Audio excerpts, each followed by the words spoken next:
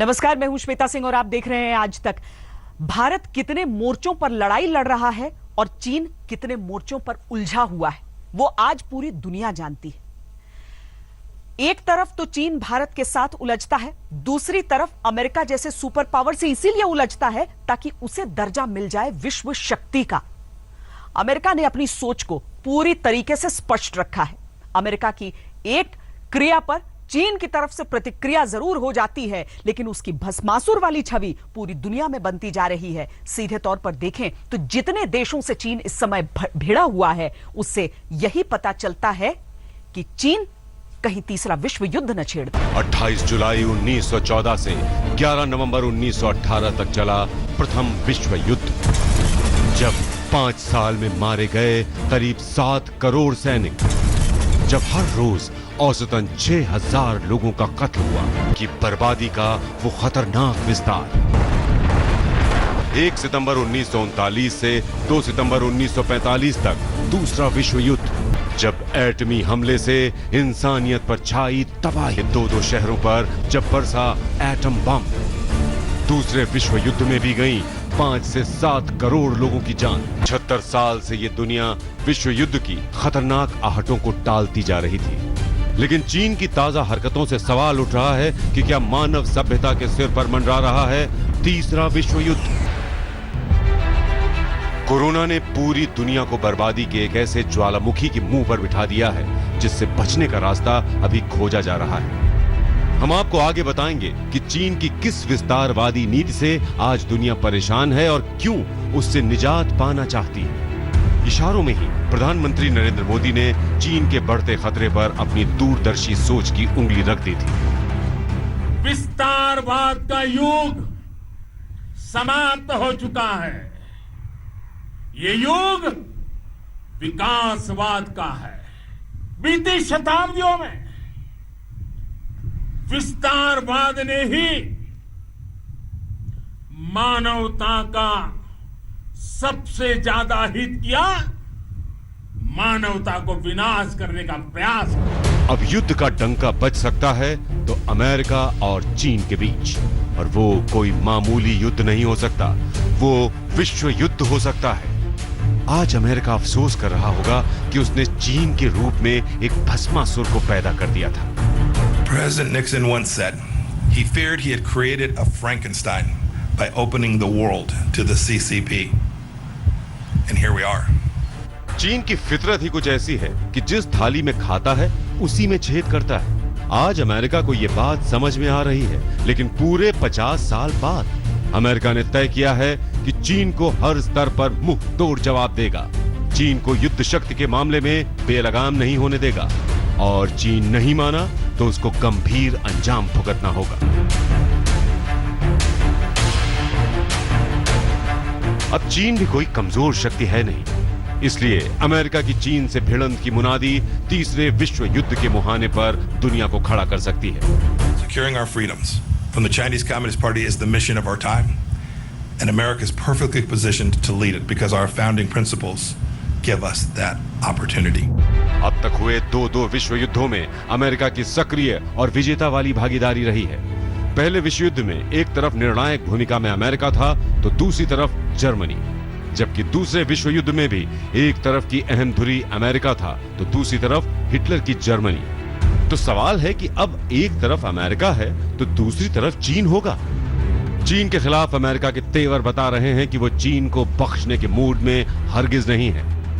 इस पैंडेमिक के साथ साथ ये भी लगातार टेंशन की स्थिति है, क्योंकि दोनों ही देश मिलिट्रीली बहुत पावरफुल हैं और बात बढ़ने पर विश्व के बाकी सभी देशों को भी कहीं ना कहीं अपनी प्रायोरिटीज तय करनी ही पड़ेंगी। अगर अमेरिका आज चीन को अच्छे से सबक सिखाने के लिए मचल रहा है तो उसका बड़ा कारण हिंदुस्तान का ताकतवर होना, क्योंकि भारत की शक्ति से चीन ऐसे ही डरा रहता है। लेकिन भारत ने गुट निरपेक्ष के सिद्धांत को छोड़ा नहीं है, और अमेरिका अपनी बर्बादी की कब्र पर चीन को छोड़ने वाला नहीं है। तो वर्ल्ड वॉर के लिए घड़ी की सुई टिक टिक कर सकती है, बस शर्त यह है कि चीन संभल जाए और सुधर जाए। आज तक ब्यूरो। दुनिया के लिए इस साल की शुरुआत ही हुई कोरोना की महामारी से जूझते हुए, लेकिन पूरी दुनिया उस एक बीमारी से लड़ती रही। चीन ने उसके बारे में जानकारी तक पूरी दुनिया को नहीं दी और इससे उलट वो तो अपना विस्तार करने में लग गया। अमेरिका से जिस तरह का टकराव चीन का चल रहा है, उसे देखकर ऐसा लगता है कि कहीं विश्व युद्ध ना हो जाए। दुनिया में आज कोरोना के मरीज 1,57,00,000। पहले कोरोना से तमाम देशों का विश्व युद्ध, और अब कोरोना पर अमेरिका चीन में छिड़ेगा युद्ध। अमेरिका चीन का युद्ध बन सकता है थर्ड वर्ल्ड वॉर। आइए और समझते हैं कि अमेरिका और चीन का विवाद कैसे है और चीन की चाल ने अमेरिका के गुस्से को युद्ध के मुहाने पर खड़ा कर दिया है। झलक तो दक्षिणी चीन सागर में अमेरिका के सैनिक दबदबे से मिलती है और इन सबसे ऊपर अमेरिकी राष्ट्रपति डोनाल्ड ट्रंप तो कोरोना के शुरू होने के समय से ही चीन से खार खाए बैठे हैं। Statement. I think they've done a very sad job in the last period of time. And again, the United States pays them $450 million a year. China pays them $38 million a year. And they're a puppet of China. और अब America के जर्रे जर्रे से ये आवाज उठने लगी है कि दुनिया को तबाही की तरफ ले जाने वाले चीन को मुंहतोड़ जवाब दिया जाए। अमेरिका की सीनेट चाहती है कि चीन पर कार्रवाई हो। अमेरिका के विदेश मंत्री चाहते हैं कि चीन अपना रास्ता बदले। अमेरिका के रक्षा मंत्री चाहते हैं कि चीन अपनी सैन्य ताकत का गुमान छोड़ दे। अमेरिका का कानून मंत्रालय चाहता है कि चीन कायदे कानून का पालन करे।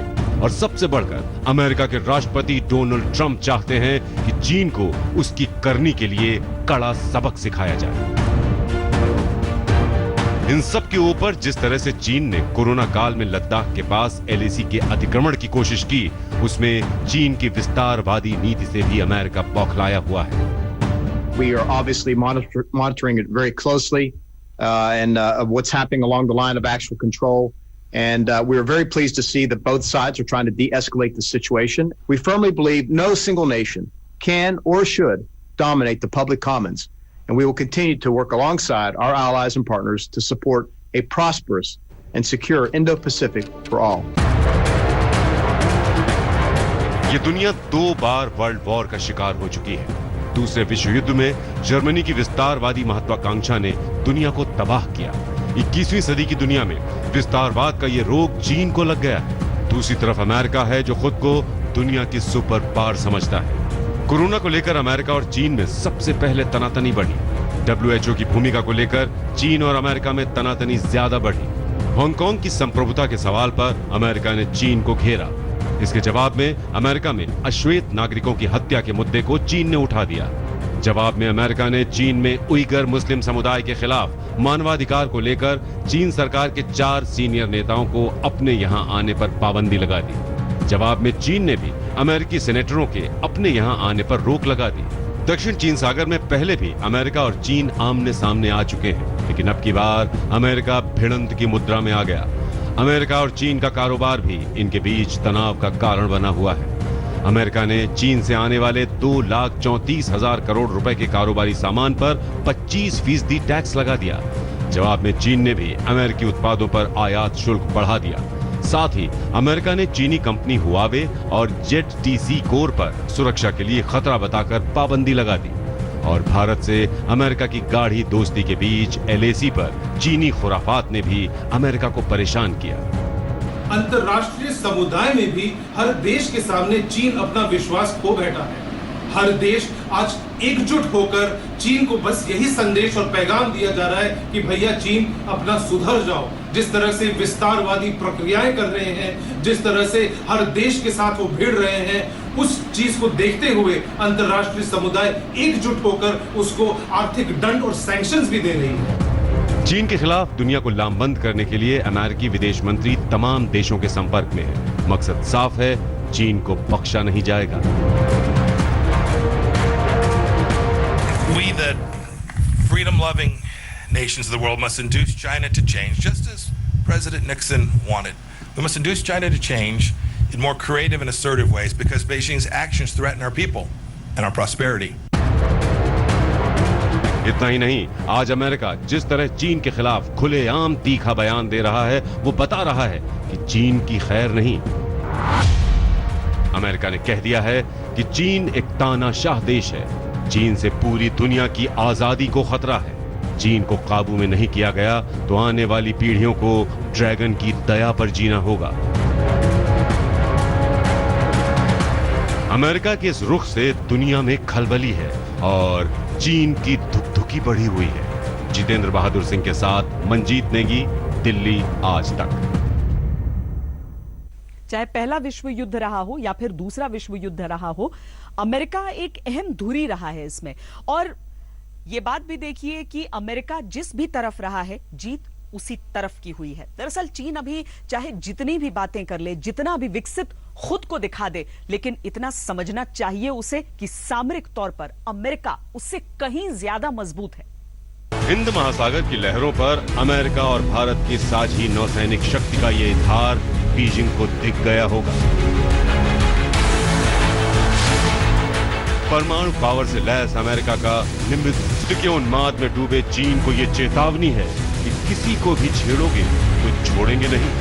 इंडियन नेवी के भी काफी सॉलिड स्टेल्थ प्लेटफॉर्म्स हैं वहां पर, फ्लीट कमांडर साहब खुद हैं, तो एक बहुत बड़ा मैसेज जाएगा कि अब आप अपनी जरा हरकतों को ध्यान में लीजिए और उस पर रोक डालिए और रूल बेस्ड ऑर्डर जो कि सारी दुनिया मानती है, आप भी उसको मानिए। वर्ल्ड वॉर की आहट समंदर की लहरों से भी आ रही है। दक्षिण चीन सागर में भी अमेरिका अपनी धमक दिखा चुका है। पिछले कुछ दिनों में अमेरिका ने अपनी ताकत जरूर बढ़ाई है, लेकिन एक नजर आप अमेरिका और चीन की ताकत पर डाल लें तो आपको पता चल जाएगा कि कौन कितने पानी में है।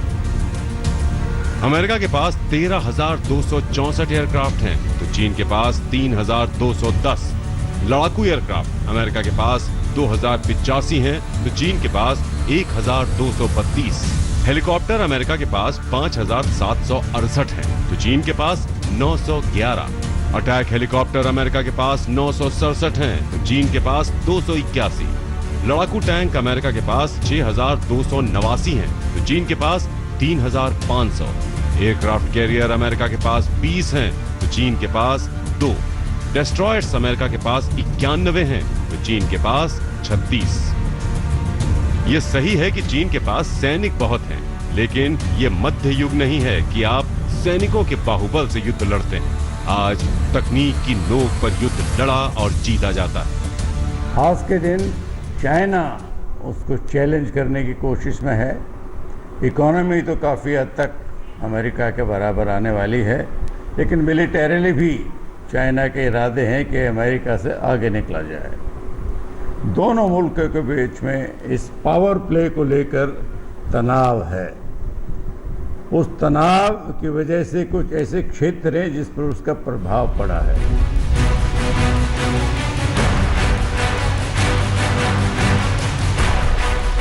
75 साल पहले जापान के हिरोशिमा और नागासाकी पर अमेरिका ने परमाणु बम गिराए थे।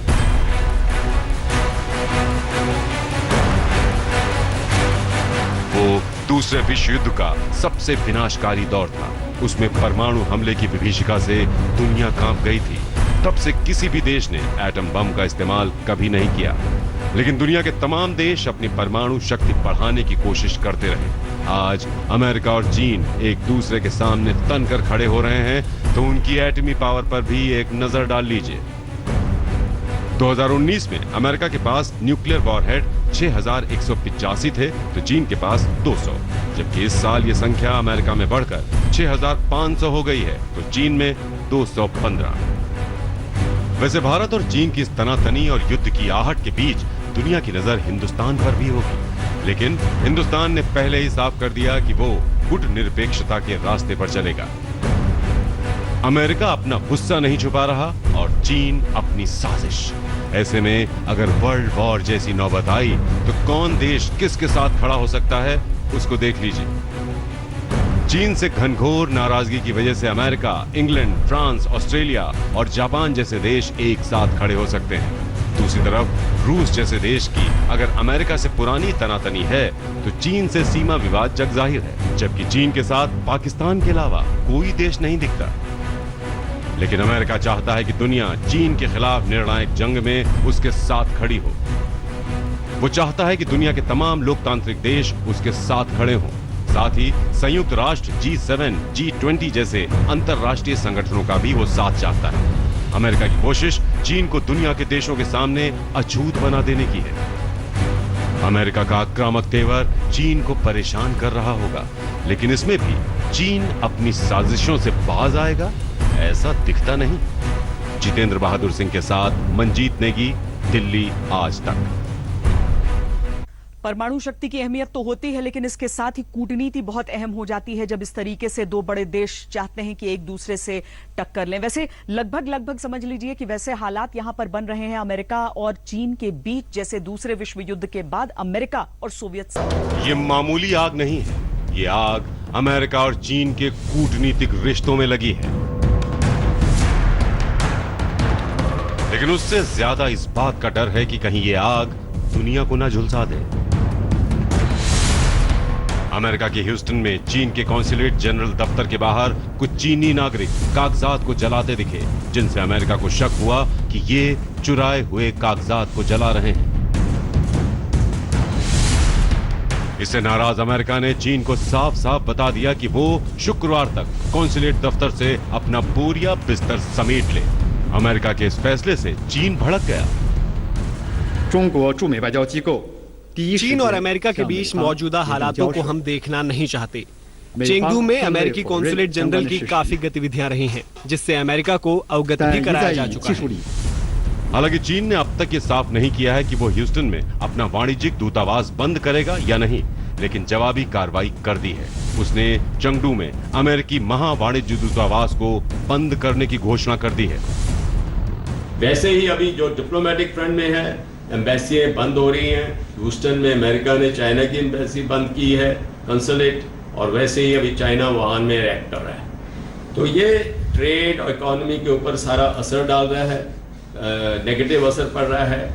और वैसे भी चाइना को बॉयकॉट करने की कई जगह में, जैसे 5G के लिए, हुआई के लिए, तो ये सब चाइना को भी बड़ा नाराजगी, गुस्सा आया हुआ है। और दो लीडर जो हैं जो कोई भी कदम किसी प्रकार किसी तरफ ले सकते हैं, Xi Jinping and Donald Trump. दूसरे विश्व युद्ध के बाद अमेरिका और सोवियत संघ की तनातनी कोल्ड वॉर के दौरान ऐसे ही बढ़ी थी। आज दुनिया द्विध्रुवीय तो नहीं है, लेकिन अमेरिका और चीन का एक दूसरे के खिलाफ ताल ठोकना तीसरे वर्ल्ड वॉर की आहट सुना जा सकता है। नीरज वशिष्ठ के साथ मंजीत नेगी, दिल्ली आज तक। विश्व टकराव की ओर बढ़ते अमेरिका और चीन के बीच भारत किस रास्ते चलेगा, दिखाएंगे इस ब्रेक के बाद। आप देखते रहिए आज तक। हम आपको दिखा रहे हैं कि किस तरीके से ऐसा लग रहा है कि चीन अपने एक्शन से पूरी दुनिया को एक नए विश्व युद्ध की ओर धकेलने की कोशिश कर रहा है। अमेरिका के साथ उसके कैसे रिश्ते हैं ये तो बार बार स्पष्ट होते रहते हैं। भारत के साथ वो क्या करने का प्रयास कर रहा है ये चीन को खुद भी समझना होगा और दुनिया को समझाना भी होगा, क्योंकि एक तरफ बातचीत करता है, वो शांति की, समझौतों की मेज पर बैठने का प्रयास करता है, लेकिन दूसरी तरफ उसकी ओर से वो बिल्डअप बरकरार नजर आता है। ऐसे में भारत भी इस पूरे प्रयास में जुटा हुआ है कि अपनी सामरिक शक्ति को किसी भी तरीके से कम न होने दे और अपने हथियारों को और मंगाकर अपने सैनिकों की तादाद को वहां पर बनाए रख के उस शक्ति को बनाए रखे LAC पर। इस सब के बीच अमेरिका ने भी यह साफ कर दिया है कि वो भारत के साथ मिलकर चीन को सबक देगा। चीन से जंग के हालात में अमेरिका भारत के संग।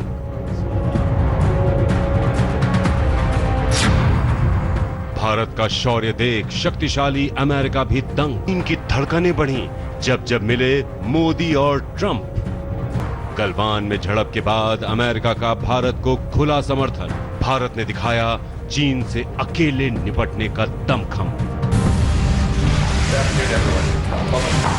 भारत के विदेश मंत्री एस जयशंकर ने साफ कर दिया कि भारत न किसी गुट के साथ रहा है न आगे रहेगा। इसके बावजूद अमेरिका ने चीन के खिलाफ भारत का एक तरफा समर्थन करने का ऐलान कर दिया है। कभी ट्रंप तो कभी उनके रक्षा मंत्री ने चीन से संघर्ष में भारत के साथ होने का खुला बयान दिया है। वहीं अमेरिका के विदेश मंत्री माइक पॉम्पियो ने चीन को पूरी दुनिया के लिए बड़ा खतरा बताते हुए एक बार फिर भारत के साथ मिलकर उससे निपटने का इरादा जताया है। The recent clashes initiated by the PLA are just the latest examples of the CCP's unacceptable behavior. We were deeply saddened by the deaths of 20 Indian service members.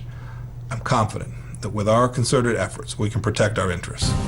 चीन के साथ गलवान घाटी में हुए संघर्ष के बाद से अमेरिका भारत के पक्ष में पहले के मुकाबले ज्यादा मजबूती से उतर आया है। इसकी मिसाल है हिंद महासागर में भारत और अमेरिका का साझा नौसैनिक युद्धाभ्यास। अमेरिका ने भारत के साथ एकजुटता दिखाने के लिए अपने बेहद शक्तिशाली विमान वाहक युद्धपोत USS निमित्ज को हिंद महासागर में भेजा। 2 दिनों तक भारत और अमेरिका के बीच जो नौसैनिक युद्धाभ्यास चला, उसके निशाने पर कोई और नहीं बल्कि चीन था। इस युद्धाभ्यास का मकसद ये देखना था कि अगर चीन के साथ युद्ध हुआ तो भारत और अमेरिका के युद्धपोत आपस में मिलकर चीन पर कितना दमदार हमला कर सकते हैं। दरअसल अमेरिका चाहता है कि चीन पर लगाम कसने के लिए भारत उसके साथ मिलकर काम करे। India is one of a few trusted, like-minded countries whose leaders I call on a regular basis for counsel and collaboration on issues that span continents. I'm grateful in particular to Minister Jaishankar for his friendship and for his sage advice. It's important that democracies like ours work together, especially as we see more clearly than ever the true scope of the challenge posed by the Chinese Communist Party. जिस वक्त भारत और America नौसैनिक युद्धाभ्यास कर रहे थे, उसी समय अमेरिकी संसद में एक संशोधन विधेयक पास किया गया। इसमें आरोप लगाया गया है कि चीन कोरोना महामारी के बीच भारत के क्षेत्र लद्दाख पर कब्जा करना चाहता था। वहीं अमेरिकी रक्षा मंत्री मार्क एस्पर ने चीन पर निशाना साधा और उसे दक्षिण एशिया में अस्थिरता फैलाने के लिए जिम्मेदार बताया। We firmly believe no single nation can or should dominate the public commons, and we will continue to work alongside our allies and partners to support a prosperous and secure Indo-Pacific for all. दूसरी तरफ भारत ने संकेत दिया है कि वो चीन के खिलाफ किसी सैन्य गठबंधन का हिस्सा नहीं बनने वाला है। भारत के विदेश मंत्री एस जयशंकर अमेरिका को नसीहत दे चुके हैं कि वो गुटों से ऊपर उठने और बहुध्रुवीय विश्व में रहना सीख ले। लेकिन इस बात से इनकार नहीं किया जा सकता है कि अमेरिका और भारत रणनीतिक साझीदार हैं और 2 महाशक्तियों के साथ आने से ताकत के नशे में चूर चीन को होश में लाया जा सकता है। भारत और अमेरिका अभी डिफेंस और सिक्योरिटी में बहुत ही इंपॉर्टेंट भागीदार हैं।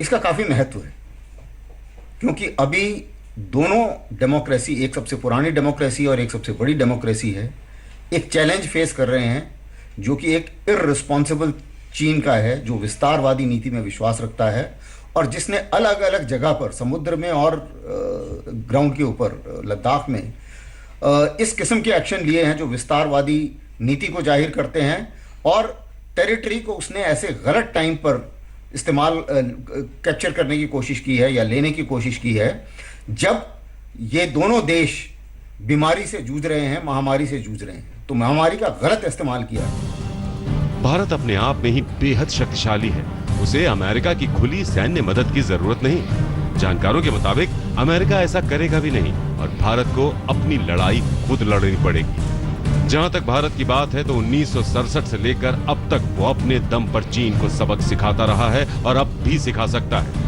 लेकिन अमेरिका की रणनीतिक, तकनीकी और खुफिया जानकारी की मदद से भारत की ताकत और बढ़ सकती है। सूत्रों के मुताबिक अमेरिका ने पूर्वी लद्दाख में भारत को चीन की तैनाती से जुड़ी हाई रेजोल्यूशन सैटेलाइट तस्वीरें मुहैया कराई हैं। इंडिया जो है, इंडिया को बड़ी सिचुएशन ऐसी है, हमारी भूमिका किस तरफ जाएगी।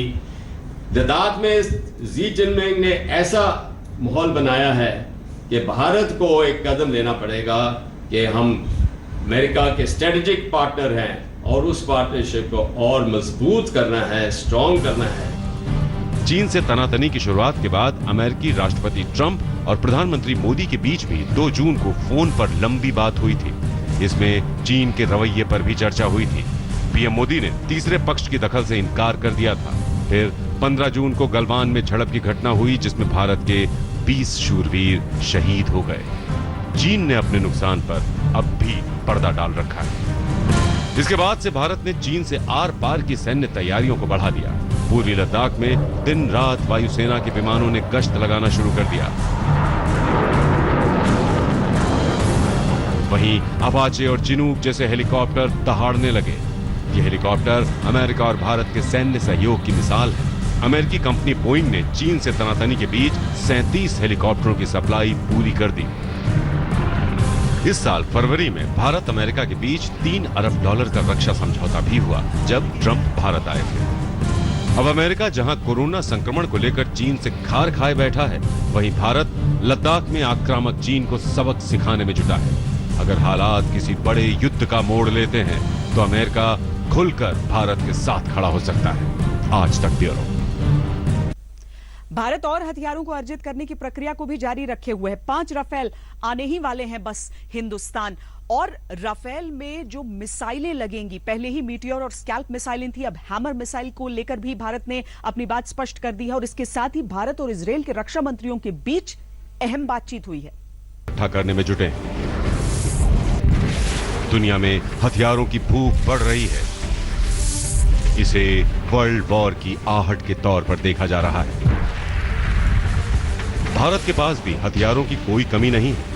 भारत ने रूस, अमेरिका, फ्रांस और इजराइल को नए नए हथियारों के ऑर्डर दिए हैं। हथियारों की ये होड़ पूर्वी लद्दाख में चीन से झड़प के बाद और तेज हो गई। चीन से निपटने के लिए भारत को मिलने वाले हथियारों में सबसे असरदार है राफेल।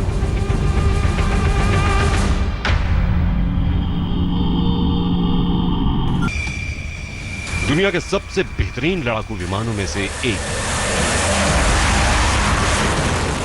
फ्रांस से राफेल विमानों की पहली खेप के तौर पर 5 विमान 29 जुलाई को भारत पहुंच जाएंगे।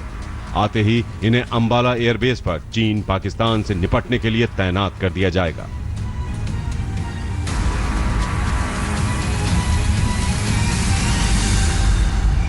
वैसे तो राफेल 2 खतरनाक मिसाइलों से लैस है, लेकिन चीन को जवाब देने के लिए भारत के राफेल में हैमर मिसाइल फिट की जाएगी। इसके लिए फ्रांस से बातचीत हुई है और इमरजेंसी ऑर्डर के तौर पर भारत को हैमर मिसाइल मिल जाएंगे। इसे फ्रांस की वायुसेना और नेवी के लिए बनाया गया था। ये आसमान से जमीन पर वार करती हैं। हैमर से 60 से 70 किलोमीटर रेंज तक किसी भी टारगेट को अचूक तरीके से तबाह किया जा सकता है।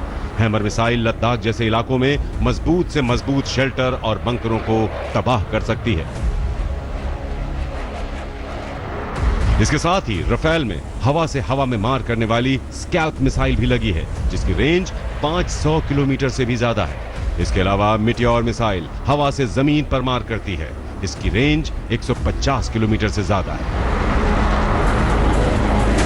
ट्रिपल पावर से लैस राफेल चीन पाकिस्तान पर 20 साबित होगा।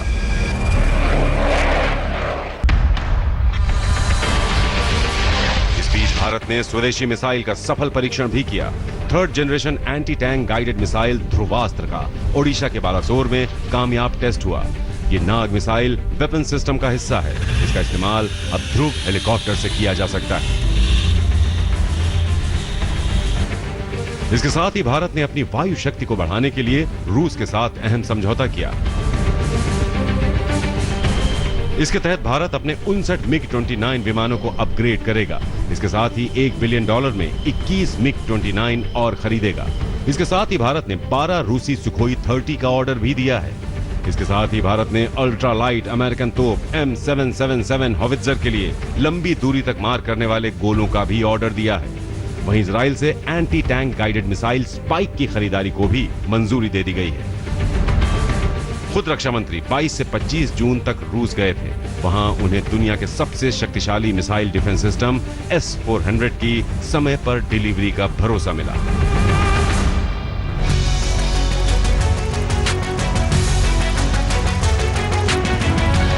S-400 Triumph aircraft cruise missile, यहां तक कि एटमी मिसाइल को भी हवा में ही मार गिराता है। इसमें 3 तरह के सिस्टम लगे हैं। पहला है मिसाइल लॉन्चर, दूसरा है शक्तिशाली रेडार सिस्टम और तीसरी तकनीक है कमांड सेंटर। इसका रेडार 600 किलोमीटर की दूरी तक अपने टारगेट को पहचान सकता है और एक साथ 100 से लेकर 300 टारगेट्स को ट्रैक कर सकता है। S-400 में फिट मिसाइलें 400 किलोमीटर तक की दूरी तक मार कर सकती हैं। इसकी मारक क्षमता इतनी अचूक है कि एक साथ 3 दिशाओं में मिसाइल दाग सकता है। यही नहीं, हवा में उड़ते 36 टारगेट्स को एक समय में निशाना बना सकता है। ये सिस्टम मिसाइल से लेकर ड्रोन तक से किए जाने वाले हमलों को नाकाम कर सकता है। चीन के रवैये की वजह से पूरी दुनिया में चल रही हथियारों की होड़ फिलहाल थमने का नाम नहीं ले रही है। इस बीच राजनाथ सिंह ने इजराइल के रक्षा मंत्री से बात की है और ट्वीट कर इसकी जानकारी दी। करगिल युद्ध के दौरान इजराइल ने भारत की काफी मदद की थी। आज तक ब्यूरो। रुक रहे हैं एक ब्रेक के लिए। ब्रेक के बाद बातचीत को लेकर चीन की नई पैंतराबाजी दिखाएंगे। आप देखते रहिए आज तक। पूर्वी लद्दाख से चीन हटने को तैयार नहीं हो रहा है। बातचीत तमाम हो रही है, समझौते की मेज पर वो बैठ रहा है, लेकिन इसका कोई निष्कर्ष निकल नहीं रहा है और इसीलिए भारत भी वहां पर लगातार तैनात है। लद्दाख में चीन ने पेंगोंग और गोगरा में पीछे हटने से इनकार कर दिया है। सैन्य स्तर पर हुई बातचीत में चीन अपने वादे से पलट गया। इसके बावजूद कूटनीतिक स्तर पर भारत चीन के बीच बातचीत जारी है। भारत चीन सीमा मामलों पर बातचीत और समन्वय के लिए बने वर्किंग मैकेनिज्म की 17वीं बैठक हुई। इस बैठक में भारत की ओर से विदेश मंत्रालय में पूर्व एशिया के संयुक्त सचिव नवीन श्रीवास्तव शामिल हुए। वहीं चीन की तरफ से विदेश मंत्रालय के महानिदेशक ने भाग लिया। बैठक के बाद साझा बयान में ये कहा गया, दोनों पक्ष दोनों विदेश मंत्रियों और सीमा के मामले पर विशेष प्रतिनिधियों के बीच बनी अहम सहमति के अनुसार द्विपक्षीय सैन्य और कूटनीतिक बातचीत जारी रखेंगे। बाकी बचे विवादित मुद्दों को सही ढंग से सुलझाएंगे और सीमा की स्थिति को और भी शांत करने का प्रयास करेंगे। भारत शांति के लिए चीन से बातचीत को आगे बढ़ा रहा है। दूसरी तरफ चीन ने अब भी 40,000 सैनिकों का जमावड़ा पूर्वी लद्दाख में कर रखा है। वो वादा भी करके पलट जाता है। यही वजह है कि रक्षा मंत्री ने आंखों में धूल झोंकने वाले चीन से सुरक्षा बलों को सतर्क रहने के निर्देश दिए हैं। आज तक ब्यूरो। हमारी इस पेशकश में इतना ही। देश और दुनिया की बाकी खबरों के लिए आप देखते रहिए आज तक। नमस्कार, मैं हूं अंजना ओम कश्यप। हमें उम्मीद है ये वीडियो आपको पसंद आया होगा। लेटेस्ट खबरों के लिए यूं ही देखते रहिए आज तक और इस वीडियो के पसंद आने पर लाइक, शेयर एंड सब्सक्राइब करना ना भूलें।